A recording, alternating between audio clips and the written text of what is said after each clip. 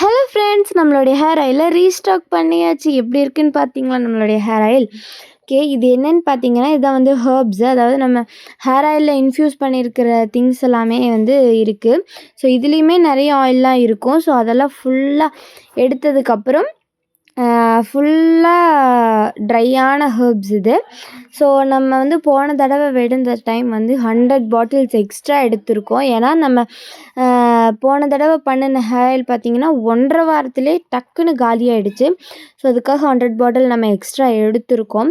So பாட்டில்லாம் எடுத்து ஃபுல்லாக ஸ்டிக்கர்லாம் ஒட்டணும் இல்லையா? நிறைய பாட்டில்ஸ் இருக்குது, எல்லாத்துக்குமே ஸ்டிக்கர் ஒட்டணும். ஃபுல்லாத்துக்கும் ஸ்டிக்கர் ஒட்டி அதுக்கப்புறம் ஹேர் ஆயிலெலாம் ஃபுல்லாக ஊற்றணும் இல்லையா?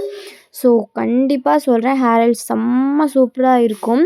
ஏன்னா போன தடவை செஞ்ச ஹேர் ஆயில் பார்த்திங்கன்னா டக்குன்னு காலியாகிடுச்சு.